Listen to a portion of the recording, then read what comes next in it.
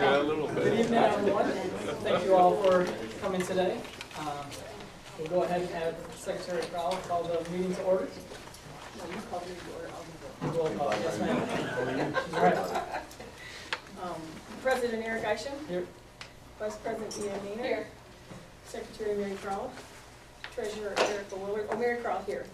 Treasurer Erica Willard. Here. Trustee Jacqueline Stewart. Here. Trustee James Wood. Here. Trustee Bud Piper. Here. And Superintendent Jeff Hill. Here. Please rise for the pledge. Pledge of allegiance To the flag of the United States of America and to the republic for which it stands, one nation, under God, indivisible, with liberty and justice for all.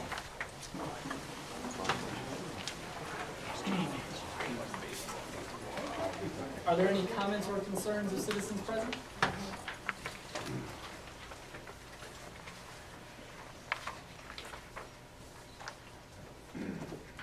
Okay.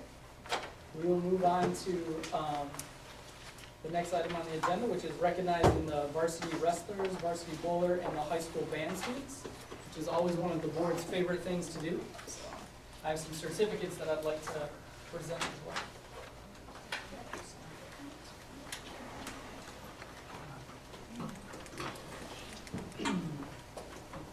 So the first certificate is to Colton Evans, a contributing member of the 2011-2012 Leslie Varsity Wrestling Team. The Board of Education and Administration of Leslie Public Schools take a great deal of pleasure in congratulating you on your accomplishments during the 2011-2012 season. You are to be commended as an important part of the Leslie Varsity Wrestling Team and for the many outstanding achievements of the team and its members, including league champ, 8th place MHSAA state meet, the Citizen Patriot All-Area second team, and the Lansing State Journal honorable mention All-Area team. Congratulations on an exciting wrestling season. We are proud of your accomplishments this season, and thank you for your consistent effort for representing Leslie High School in your community in such an outstanding fashion. Best wishes to you and all your future endeavors.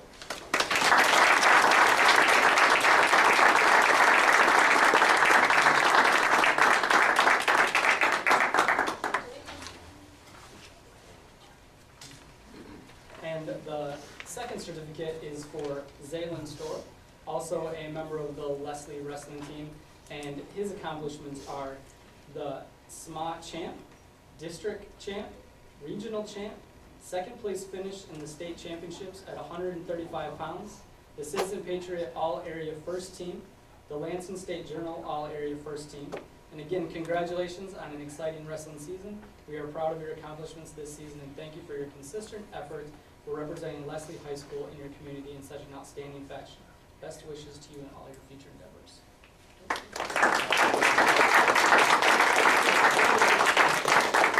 Not that this is a good thing, but he's obviously not here, he's practicing. For practice, it was already paid for, so Dad said that he's thankful for all of you guys. Recognizing him once again. If it wasn't already paid, Dad would make sure he was here. No. And also thank you to the coaching staff too, because I know you guys put in a lot of hard work as well, and you've done a great job with these young men. And sincerely thank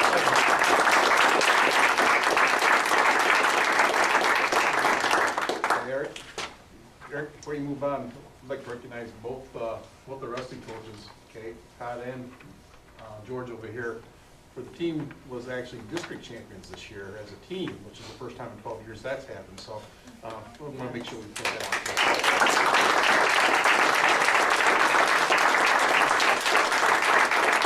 Thank you for reminding us of that. The next certificate is for Jamie Klinger, a contributing member of the 2011-2012 Leslie Varsity Bowling Team. The Board of Education and Administration of Leslie Public Schools take a great deal of pleasure in congratulating you on your accomplishments during the 2011-2012 season.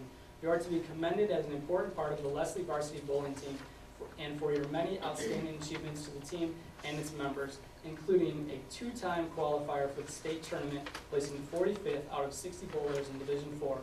We are proud of your accomplishments this season, and thank you for your consistent effort and for representing Leslie High School in your community in such an outstanding fashion.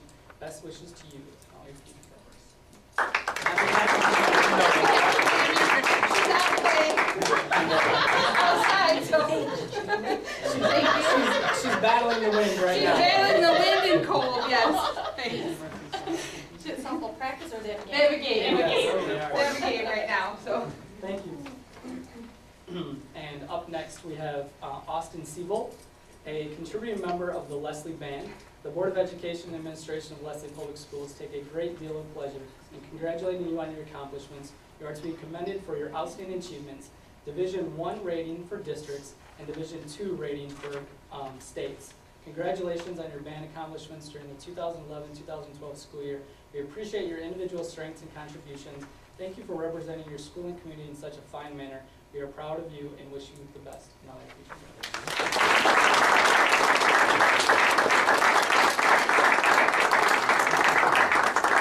Glad to see you again. Yes, thank you. A little conflict. Thank you. President Isom, may I also say that Austin this weekend accompanying the choir at the State Solo Ensemble Festival in Grand Rapids. I think he was the only student accompanist I saw all day. So, quite a thing too. Just give me my order down. Next is Nicole Wixon, also a member of the Leslie Band, and she too received a Division I rating for districts and a Division II rating for states. Congratulations on your band accomplishments during the 2011-2012 school year. We appreciate your individual strengths and contributions. Thank you for representing your school and community in such a fine manner. We are proud of you and wish you the best in all your future endeavors.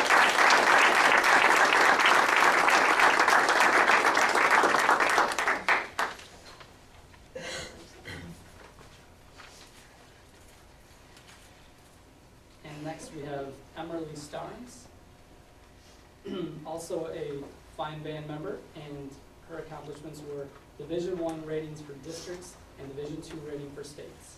Congratulations on your band accomplishments during the 2011-2012 school year. We appreciate your individual strengths and contributions. Thank you for representing your school and community in such a fine manner. We are proud of you and wish you the best in all your future endeavors.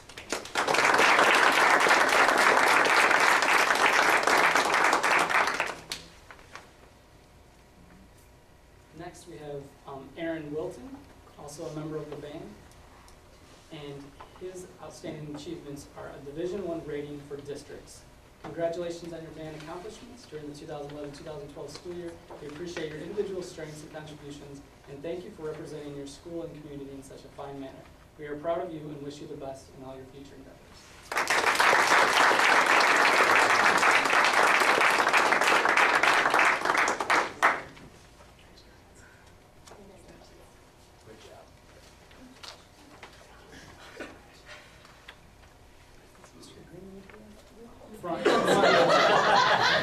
Where did he go? This is to all of the members of the Leslie High School Band. The Board of Education and Administration of Leslie Public Schools take a great deal of pleasure in congratulating you on your accomplishments. You are to be commended for your outstanding achievements, and they received a Division I rating at the MSBOA District Festival at Okemos High School on March 2nd, 2012. Congratulations on your accomplishments during the 2011-2012 school year. We appreciate your individual strengths and contributions. Thank you for representing your school and community in such a fine manner. We are proud of you and wish you all the best in your future endeavors.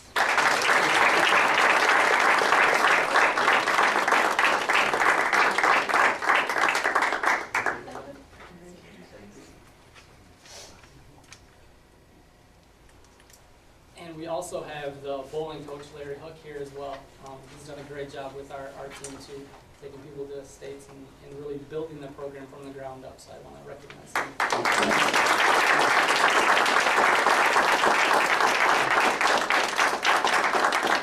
And to all the students that are here, thank you for taking the time, and the coaches as well. So, yes, sir. Eric, if I may interrupt one moment quickly. I know that most of our high school community knew, but I was not sure if the board was aware. We had an extra blessing this year at the state finals. Leslie High School was represented again. Young Audrey Tremaine was chosen among the finalists. There are several different sessions at the state finals. And before every session, 2 singers are selected to sing God Bless America and the national anthem. And Audrey at the opening ceremony is saying God Bless America. And I should have mentioned it earlier. I wanted to make sure all of our other young people were represented, but I wanted to let the board know that it was a neat part. It's a very neat thing to be a part of, to have Leslie High School represented in that vein at the state finals. Yeah, and thank you, Coach, for pointing that out. I received a text, a very good friend of mine is the head wrestling coach from Williamson, and he texted me during the meet and said how great of a job she did as well. So thank you for reminding me of that, too. Thank you. By the way, the golf team won today. Oh. Very windy. Yes.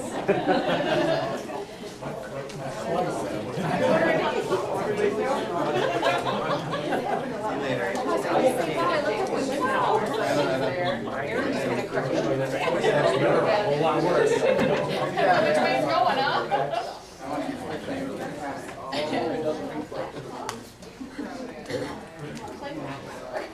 We can draw our attention to the goldenrod sheet. We need to amend the agenda.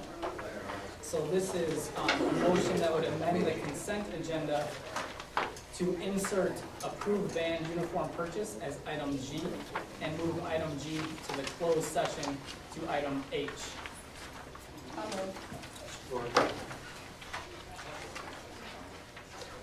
Moved by Dean, supported by John, to amend the consent agenda to insert approved band uniform purchase as item G and move item G, closed session, to item H, closed session. Is there any discussion? All those in favor? Any opposed?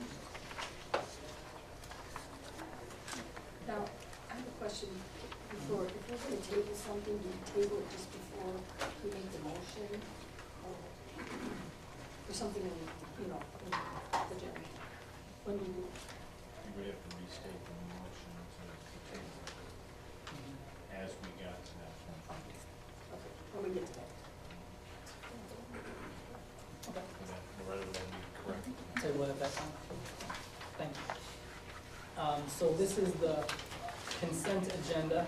So looking for a motion that the Board of Education approve the April 16th, 2012 agenda, minutes of the March 12th, 2012 regular meeting, both open and closed, minutes of the March 26th, 2012 special meeting, the bills in the amount of $421,813.90 be approved for payment as presented, the P-card statement, and then the general fund budget report and food service fund budget report as of March 31st, 2012.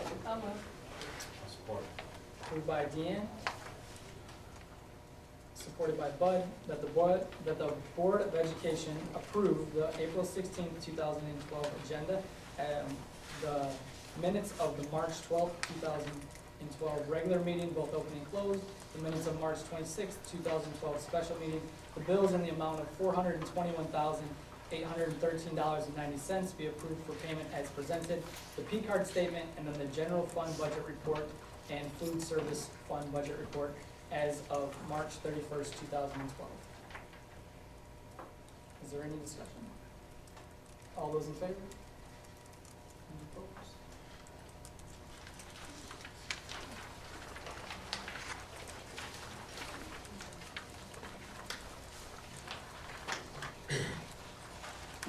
So we move on to the correspondence, and in enclosure 1, we have the school law notes. And in enclosure 2, there's the Ingham Intermediate School District Board briefs from March 20th, 2012 and April 9th, 2012. The District Advisory Team meetings, March 14th, 2012. The ISOA Executive Board meeting minutes from March 7th, 2012. And then a thank you letter from the Woodward Principal, Mr. James Dell. That's in enclosure 5. We'll move on to the informational reports, and we'll start with the middle school school improvement team, which is Marcy Thayer and Grady Dillon, enclosure 6. We're not the whole team, there's about 10 of us. But we're the ones who got to come today, so.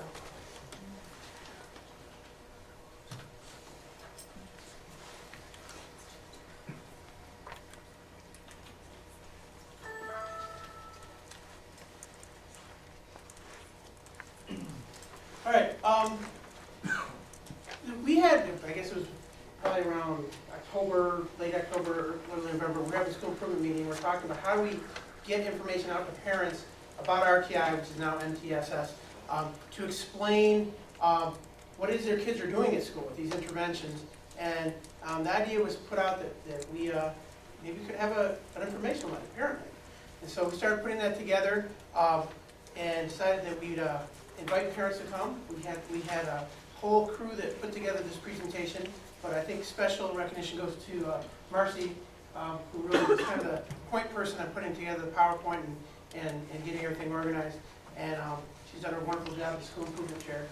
And we had a meeting with the parents, and we kind of had a chance to explain to them the program, what RTI is, which we'll let Marcy deal with that part. But she then you know, kind of a question and answer session afterwards.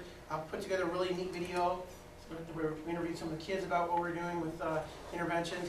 And I personally think that it's done a lot of good for the kids in terms of helping them develop their critical skills, reading and math. And so we were happy to get a chance to share that with parents. And then we were asked, we kind of give you guys just a quick run through. Our actual parent night was, how long was it about? It was longer than we actually planned because the parents honestly had questions, and so our question and answer session went kind of long. So we're giving you the quick summary version. Sarah, thanks. On the screen, these are all of the folks who originally presented that night. So obviously, we didn't bring them all along again tonight because then we'd be having another 2-hour presentation. But not all of these people, in fact, none of them except for like Bethany and Kathleen and Carol are actually on the school improvement team. They're all people who do other various things in our building, but who came and shared with us tonight because they wanted to give kind of the teacher perspective. So this was not just the school improvement team that put this on. The school improvement team at the middle school oversees the RTI process as well, so we kind of do both roles. I know that you're probably already familiar with RTI, or MTSS as it's going to be known from now on. All these wonderful people were mentioned, of course, that night because in each individual building they kind of oversee the RTI and the interventions for the district. RTI kind of came about because of some changes in laws, and the idea being that we wanted to make sure that we had research-based instruction and that we were helping those kids who were not making adequate progress do that. The very bottom part is the part that kind of is most critical for us as teachers. There's a universal screener called AimsWeb, and I'm going to have Grady pass out just to the board so you can kind of see what the tests look like. But I do need these back because we're not allowed to hand out copies for you to keep. But 3 times a year, the students take these, and those scores kind of help us see where they're at in comparison to their fellow classmates. They help us see which kids are what we would call in the red, or kind of struggling or below grade level, and that helps us decide what kind of help each student needs, whether they are at grade level, far below grade level, just a little behind, and that helps us decide what we're going to do with that child in terms of an intervention. They take these screeners in both reading and math. So you kind of have some copies of both of them there. The next screeners are set to take place in the first 2 weeks of May. So of course, May is a little late in the year to kind of do a whole lot with the data, but we also talked at our staff meeting today about, you know, I'm going to give our data to Scott Powers at the high school and say, here are the kids coming at you at 9th grade, and here's what they need for reading. You know, here's where they're at now, here's what we've done with them so far. And each grade level kind of does that for the next grade level. You know, the first day you walk in and you don't know those kids very well other than what you see on paper. So that teacher perspective of kind of passing on that information for the next year is kind of a critical piece for this process. So the screeners help us do that. RTI is structured kind of like a triangle or pyramid. Green is where we want all our students to be, or most of them. And that is considered Tier 1. Tier 1 is where we get the core instruction. We've put some new core programs in place this year in reading and in math and in the last couple of years, and we'll talk about those in a minute. But that's kind of what every child gets in the classroom and the regular classroom. Some students are in smaller groups in what's considered a Tier 2 intervention, and that's a lot of what's going on during our prime time first thing in the morning is Tier 2. Tier 3 is for students who are in Tier 2 but not making maybe adequate progress or as much as we would like them to make, and they need some additional time or some more intensive help beyond that. So those groups tend to be smaller, they tend to be additional time in addition to the Tier 2 help that kids are getting. So kind of the more you go up, the smaller the groups get, the smaller group of students that we're working with, but the focus gets more intensive. This was kind of more for the parents probably than you, but things that you could do if your child is struggling. And we talked a lot with the parents that night too about progress monitoring data and how they could find out how their child was doing in these interventions if they're being progress monitored. Mr. Doan serves on our productive behavior team at the middle school. It's headed up by Laura Finger, who of course is at her own pace and board meeting, I think tonight. So Grady's gonna tell you just a little bit. We all know that behavior impacts academic achievement. And so the productive behavior team has been working a lot on the behavior piece and helping students to have the correct behavior so they can be successful academically. Actually, part of kind of goes hand in hand with MTSS is productive behavior, PBIS, and gotta love the acronyms. But basically, what PBIS is about is trying to figure out how to help the kids be most productive in their behavior, the behavioral domain. You know, you have the cognitive domain, but you also have the behavioral domain, the affective domain. And so we got together as a staff, talked about what can we focus on to help building wide expectations. It's something we're still working on. It's an ongoing work in progress. We've actually collected data through the office in terms of office referrals and other different data that helps us to keep tweaking these and getting these ideas better. The students are taught specific expectations in a proactive way instead of reacting to how they behave. We try to teach them ahead of time. This is what the expectations are. And then we do refresher lessons throughout the year and give them incentives throughout the year to behave well. Everybody, kids or adults, are incented in life, whether it be your paycheck or winning an award or whatever. And so this is the behavioral matrix we came up with. Is based on our school mission statement, Hawks Code. I expect to be honest, always responsible, willing to learn, kind, polite, and respectful, and safe and orderly. And then we did a matrix on how they're supposed to act in hallways you can see, and cafeteria, etc. And so that was what we talked at the beginning of the year, and we try to reinforce that throughout the year. The funnest one to teach was how are you supposed to be a hawk in the bathroom. Some of the awards we've done over the course of the year, Meet Movie Reward, just something I've been in charge of doing the last couple of years, and that's that they behave well and do their best in the meet and answer all the questions, and do it as they're supposed to. Then they get their name thrown into a hat, so to speak, and then they get their name drawn out. And the ones whose names are drawn out, they get to go see a movie the day before Thanksgiving. And we go down to Jackson and watch a movie, and they get popcorn and pop and whatnot. That's a nice incentive. Monthly assemblies, which is a neat thing we started doing the last couple of years, where we do things to reinforce the kids and what they're supposed to be doing, but we also recognize the kids in their activities. So, for example, towards the end of fall, winter, and spring sports, we have the teams all rise and be recognized, and so that's a neat thing we do. Anti-bullying lessons, that was something that Mrs. Franz and Mr. Donahue worked very hard on with the kids, and it's something that we're continuing to work on. And hawk cards is another way to incentive. If they're caught being good, they can get their hawk card signed. And sometimes kids will say, hey, can I get my hawk card signed? So again, it's trying to get them to be thinking in terms of how am I supposed to be acting in a positive manner. And then the mystery field trip was something we did just recently before spring break. And again, it was on ongoing things. The teachers evaluated how the students were progressing, and then everybody was able to go on the mystery field trip if they earned the privilege to do so.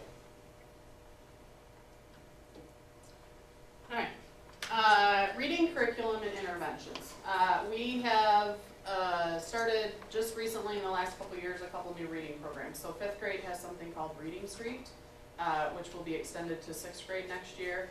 And then 6th, 7th, and 8th have been using Pearson Basil series. So this is, we talked about the 3 tiers before. This is just to give you an idea of what the different things are that we're doing, kind of whole building or whole grade, things that are being done with some kids, and then things that are being done with an even smaller group of children, or during additional time would be at the top. So in tier 1 for 5th grade, they're doing the reading street curriculum, they're doing some leveled readers, and they're doing the PALS program. 6th, 7th, and 8th grade have Prentice Hall literature. Don't be fooled in thinking it's only a literature book, because it has a lot of grammar and it has a lot of writing in it. So it's not just the story, it's all those other components that go along with the story. PALS is being done at 6th grade with all classrooms, and then there are various vocab strategies that the different grade levels use, whether it be a links table, frame is another one, or word wall. Some of those ideas, you know, when I was in school, you would look up a word in the dictionary and write down the definition. And you would take a test, and then you would forget what the word meant. And so, you know, a lot of these vocab strategies are based more on giving them ways to associate the word with other words that they know to help remember the meaning. I'm sure that my 5-year-old is going to be quite sick of this whole concept by the time he's in middle school, because I do it to him all the time. Because I know that, you know, making those connections will help him remember what the word means. So that's kind of what those strategies are based around. The tier 2 interventions that are being done mainly during prime time, 6-minute solution literally takes just 6 minutes, and it's kind of a reading strategy, and you'll see videos of all these things in a minute, so you can kind of see what the different things look like and what they sound like in the classroom. Rewards is another program that we've been using for a couple years. PALS, again, you heard already, and PALS is a fluency thing. Okay, a lot of these work with fluency. If you want to hand that out. They get to keep this one. They get to keep that one, yeah. A lot of our reading programs focus around fluency because, you know, comprehension is important too, but if you can't read what you're reading with fluency, it's hard to get any meaning out of it. So I do love Pinterest, and I happened to be on Pinterest one day and found this handout. And I actually had teachers after I found it who said, I'm going to take this back and use it with my kids tomorrow in my intervention group. So it's just a really nice kind of definition for you of what fluency is and what we mean when we're talking about fluency. I like to say that I know way more about reading strategies than any math teacher should, because I now teach reading every day. So, and I think that's probably true of most of the people in our building, you know, that we don't just teach math or science or social studies anymore. We tend to know a lot about these reading and vocab things too, because it's kind of necessary at this point. We have the SRA corrective reading program. There are various levels of that going on with 6th, 7th, and 8th graders. Students were placed into that using a placement test depending on what grade level they were at. Reading-wise, determine which group they went into. Mr. Laird teaches one of those, I teach the other one, and Mrs. Bryan teaches one of the smaller ones.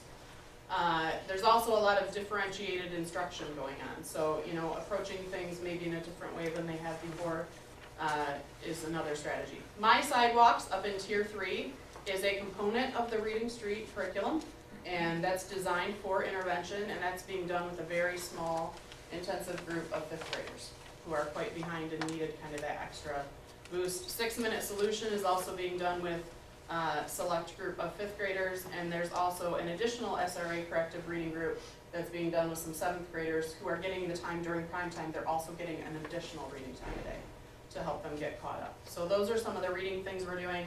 At the parent night, we actually took them to some of the websites and showed them some of the resources that are on there as well that go along with these series. The math curriculum. At 5th grade, we have Envision Math, which is also being used at Woodworth now in some of the grades.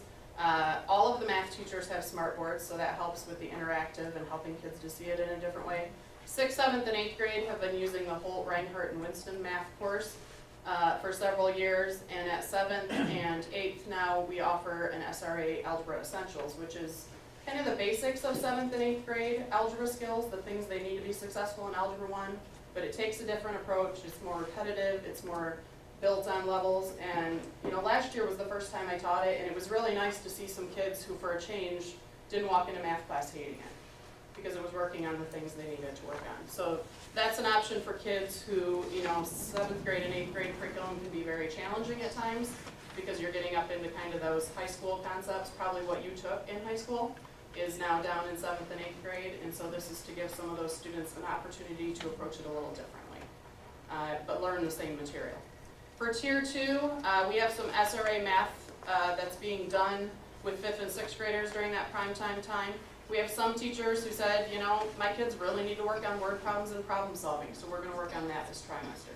And they take that extra 40 minutes in the morning and the kids just love to do word problems, so they're getting lots of that practice.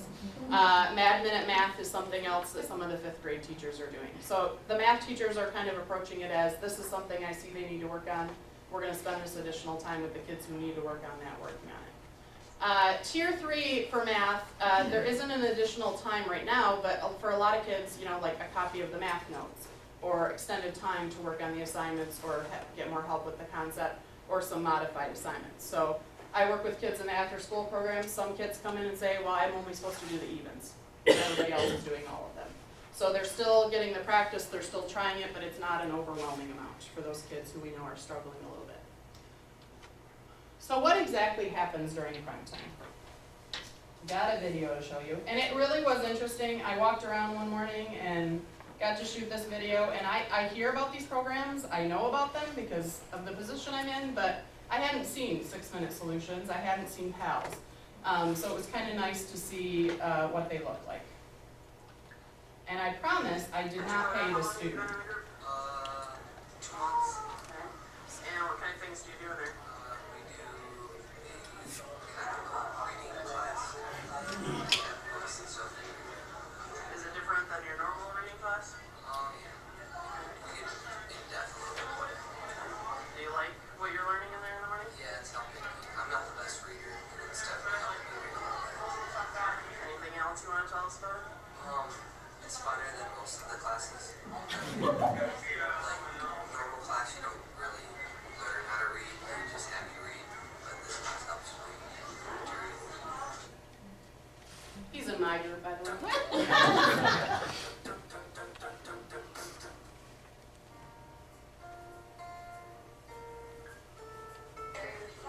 There were flowers all year.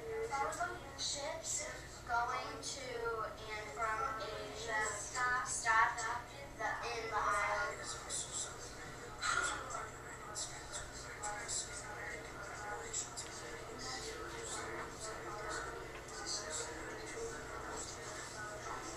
First word. Next word. Next word. Watch. There you go. First word. Next word. Next word. Watch. Well done. Right now, sounds like cowboy. Brooke?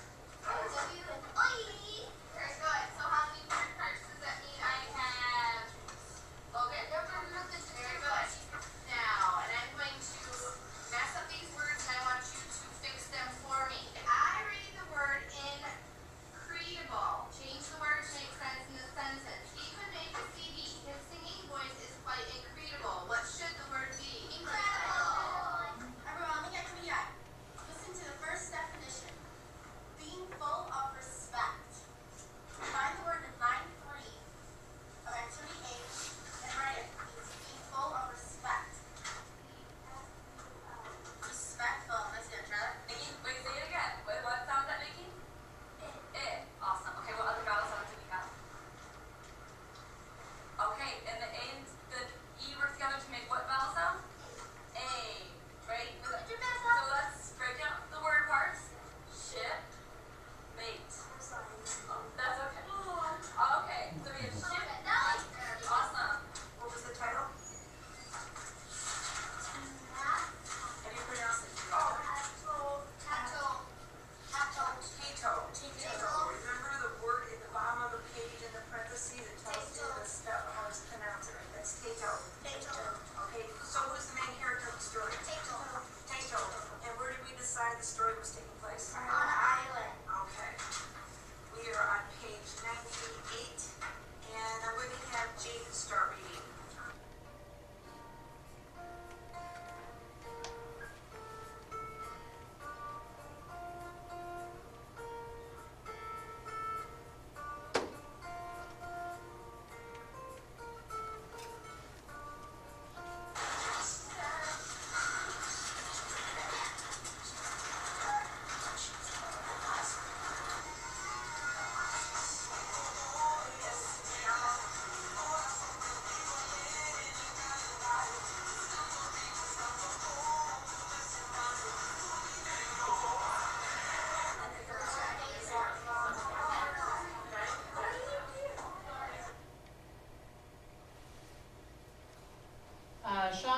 Roxberger, our new resource teacher at the middle school, put that video together for us in a much better way than I ever could have edited You it don't want to together. job. Yes, so.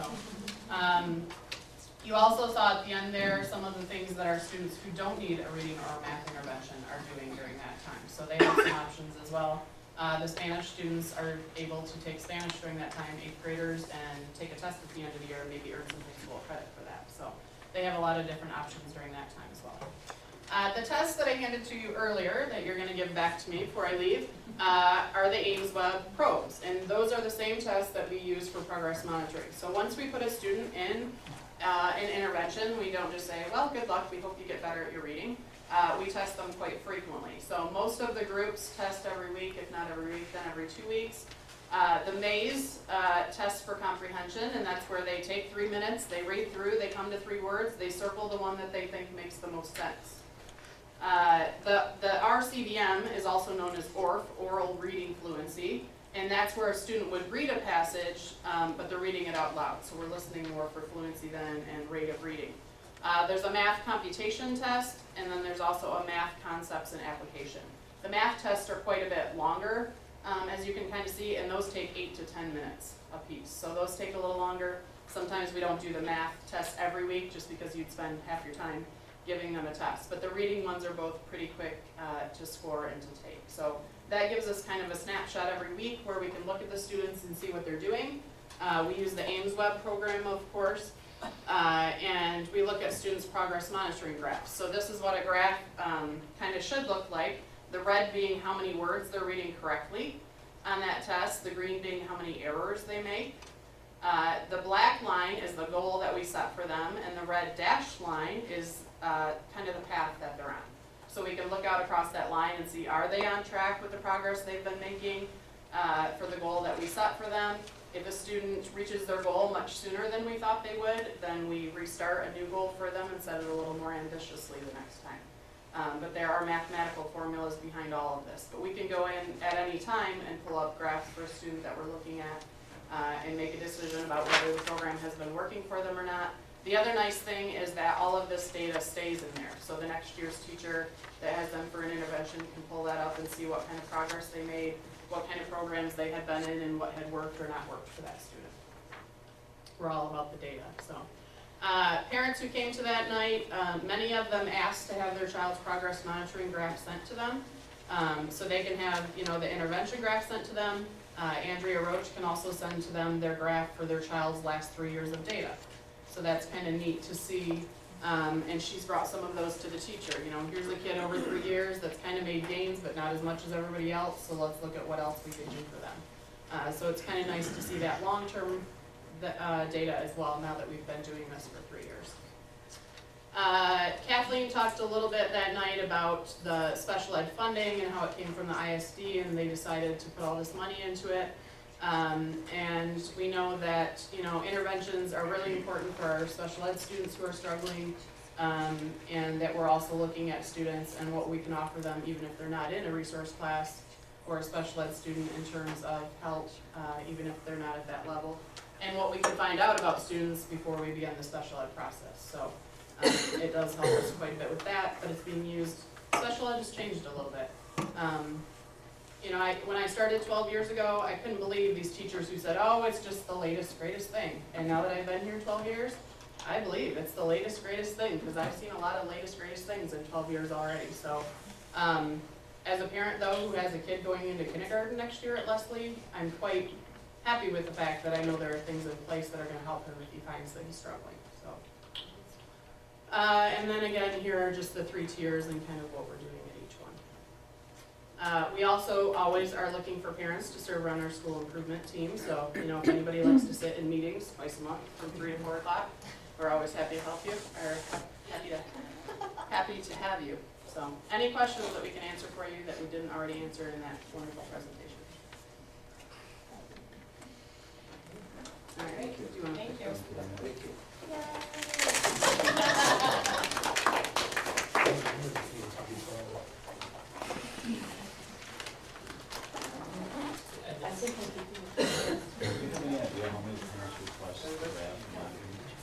Of the parents we had there, I think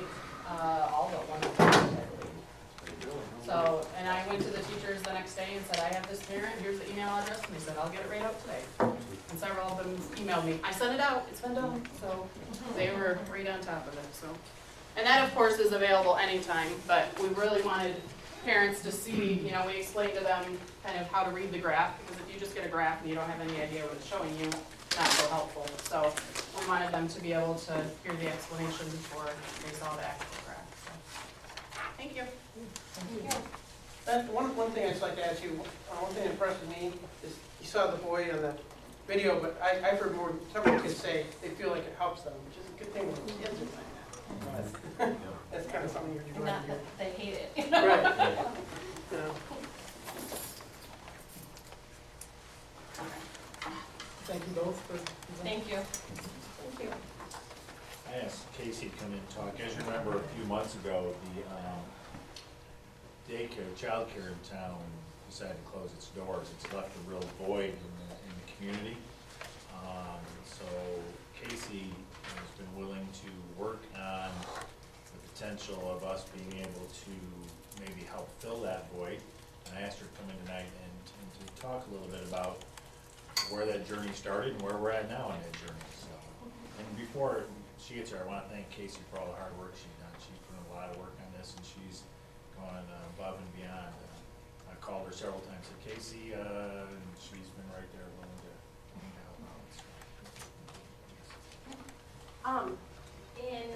In January, I spoke with you about adding some programs to our wonderful programs that we already have here. And at that time, we took some money that the state still had for GSRP. We had a 16 full-day children, and that program is running wild in a good way. And if you would like to see them on Thursday night, our entire early childhood group is going to perform on the stage here at Leslie High School at 6:30. And they will also be performing again on May 23rd for their preschool graduation. So if you want to come on out and see them perform, it's really a wonderful thing to see 4-year-olds perform as a group. It's interesting to say the least and lots of fun. But those things are going really, really well. When we put that program in, we knew that there was another side to the Jeannie Kins building that could also be used to fill the void in our community that Little Rainbows left when they had to close their doors in December. We knew that it would be a lot of work at the time to put this stuff together. For us to go through the daycare licensing process is usually about a 6-month process or so.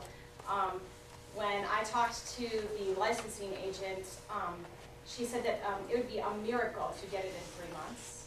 And we just found out last week that we could officially open with the daycare license because we have met all the requirements. So 3 agents later, that's how many agents we've been through since January with the state, we could be up and running as early as next Monday if you see fit to make that happen for us. So we have had a lot of time in to get the room ready, and the largest amount of things we had to do were get toddler toys. That was a pretty big endeavor. Julie Harrison, who I think is here tonight, she used to run a daycare in our community, and she brought some toys in that she had. DHS in Jackson was closing some of their facilities, and they gave us a call, and they donated a large amount of equipment to us, and we made several trips down to DHS in Jackson to get furniture and toys and all sorts of equipment for this. And then we did do some purchasing of equipment, but it was less than $300, so it wasn't even an enormous thing to purchase that. But when the licensing agent came in, she made it very clear that she needed to see toys for all age ranges that we were going to have in the building. The building on that side, we could have up to 14 children, and right now we have 16 on the other side. Our intention is to stay open for the summer. We'll be able to mix and match in those rooms depending on what our need is. If we have, it's usually most conducive to divide it by age range, so we can do more in one room than the other. We're actually licensed for up to 18 in one room and up to 16 in the other room. But we are only allowed to have 30 children in the building at a time because we have 2 bathrooms in there. So those are going to be our limits in terms of space. And Mr. Manta and I both did some research on local programs in terms of what they are charging and how we could be competitive. And so we put some of those together. I have that for you here, we can pass that along. I have heard rumblings from other people in, mostly in the community, about whether or not we would be willing to take over the after-school care that's at Woodworth Elementary. We could use these same prices and things if that were something that we would like to look at in the future. It would not be an expense to our current license because we already hold a license at that building, but we could just sort of expand what we have here if that is something we would like to consider in the future. I'll pass this out. It has the tuition payments on one side and some of the policies that we talked about having on the other side. Preparing for the licensing process also involves putting together a mission statement of sorts and a general philosophy for the room that we would be in, and a number of other things that come into play, healthcare policies and things that we make sure that we do to ensure parents that we are upholding all of the standards of quality for early childhood space. The most important thing that we put together, and I think that it's the most important thing that we, as a district and as an early childhood care facility, would put forth to parents, is that there's a great understanding of what we do. And that is that every day, these parents drop their children off to us. It's the most precious and important part of their lives, and that there isn't one of us that takes that challenge on lightly. I think that that's really most important for them to know and understand when they bring their children in our care. The open questions, if anybody have any that I could answer. If I can't, I'm going to point to Mr. Lantot and see if I can answer this. I just add that the program is designed to be self-funding and self-supporting.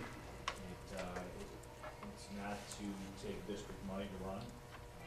It may not be a money maker, but it won't be, in this case, a money breaker either. It's I have talked to the union personnel in charge, and they are willing to allow us to go a direction of not make these union people. And so there would not be those costs incurred by having that, by going in that direction. And again, it is we get a lot of inquiry about it because there is a need in the community for this. So what are the qualifications needed, Casey, for the staff people for this?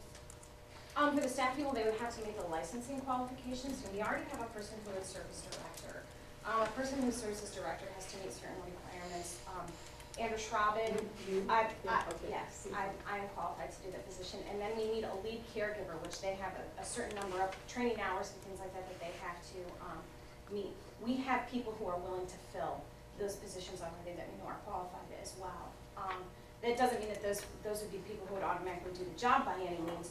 We just know that we have quality people who are ready and available to do that job. On that same note, we have families calling every day who are ready and prepared to put their children in our care as well. So we wouldn't necessarily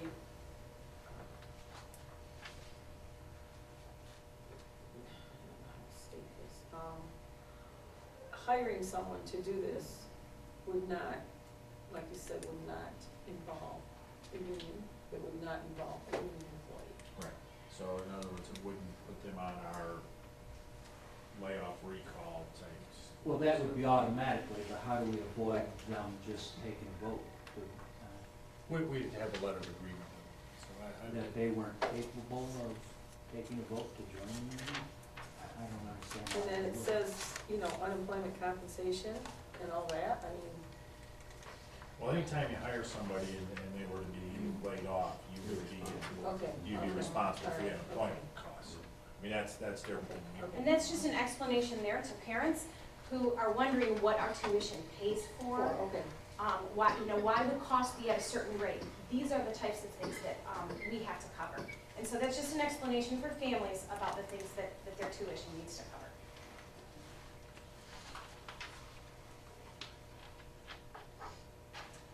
Typically in any business though, all it takes is a vote from the members to become unionized. Maybe that you wouldn't accept them? Yeah, well, I think that, because the number of employees in that area would be so small, it'd be hard to garner that. I'm not saying that they couldn't, but it'd be tough to, so. And we had that situation with a couple, teaching staff members too. So we had that precedent set. So there'd be one licensing person, which would be you or Andrew. Right now, I'm the licensee designee, so I'm the person who's dealt with all of the licensing Okay. agents, and I can continue to do that. And Amber Schraben right now is listed as the director. One of the Okay. things about the director is that they have to be on site for a certain number of hours. Given the hours that we would talk about being open, she would have to be on site for 6 hours a day, which she always is anyway. That would be another consideration for the summer, if we were continuing to be open for the summer. But she is ready and willing to talk about doing those same kinds of things.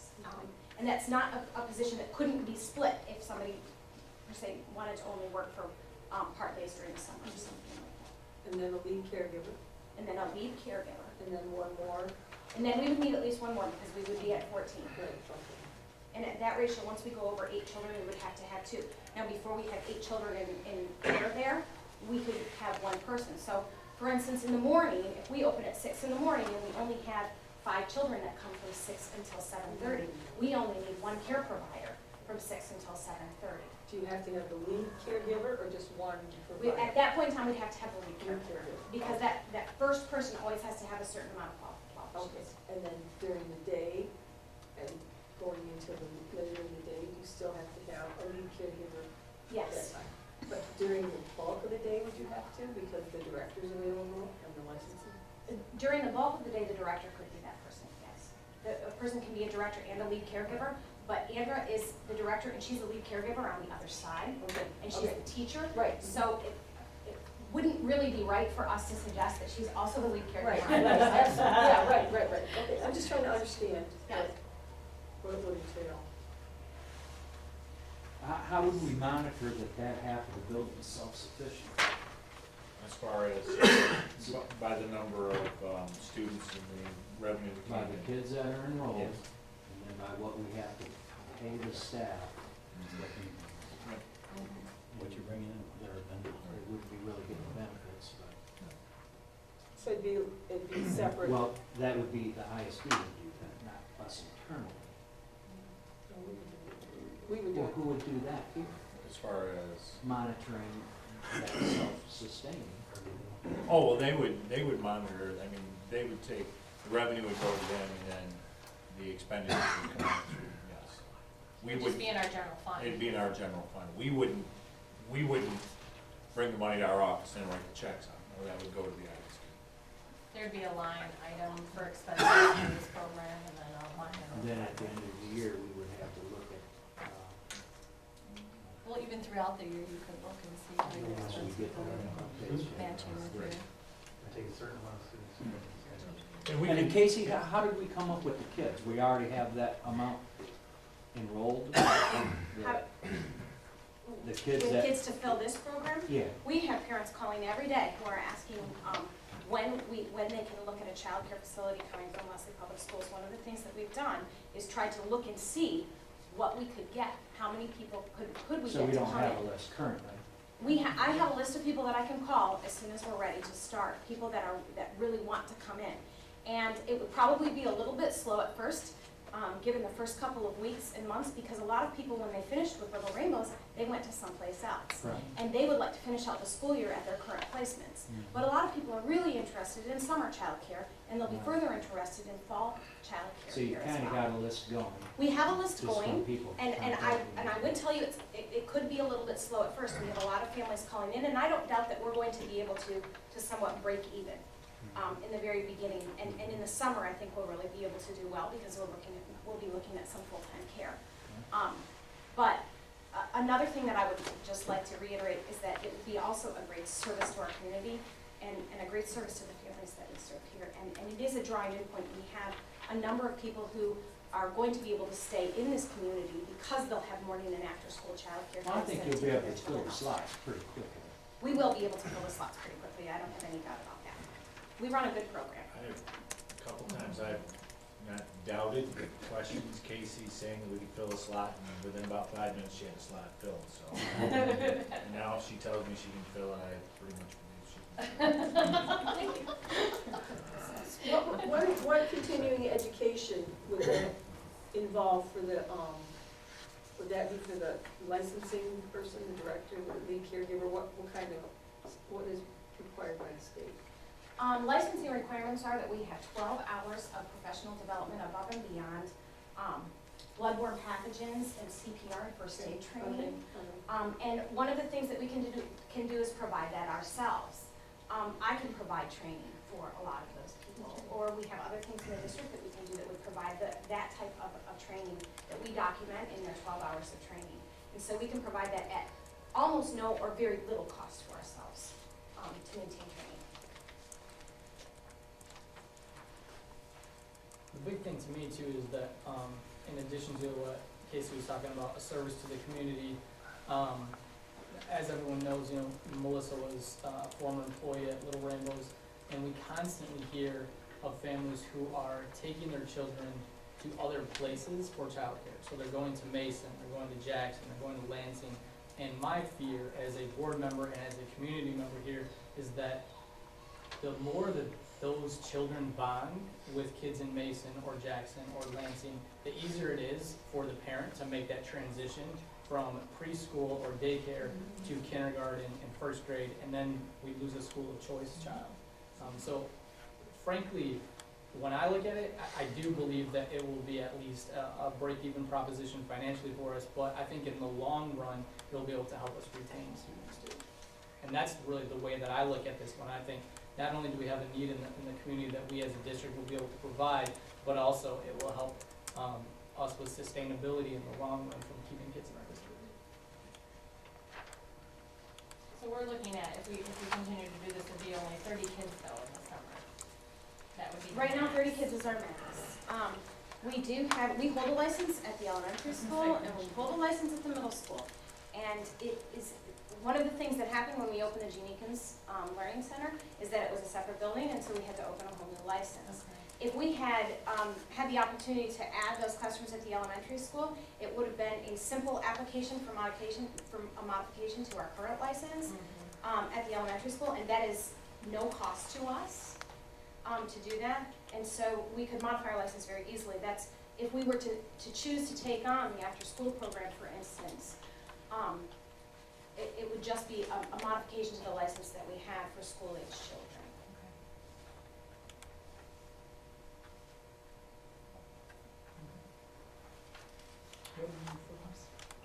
Well, we brought this as information, and down the road, we'd like to move on them, but we'd also like to get the process started and look at getting some people in line and lining some students up so we can start this as soon as possible. So with your wink and a nod, we'd like to start that process as early as next week. So Do you plan on advertising the opening in the local paper to make sure the slots are full? I can certainly advertise the opening of the local paper. I have several families who are already ready to start, so.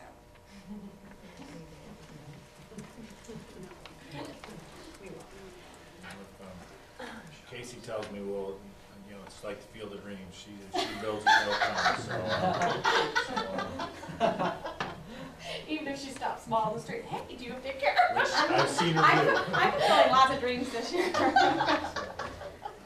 So that's where we're at. We would like to, even though we'll come to formal board approval, we would like to at least look at getting some people around and start getting it to students and potentially start relatively soon.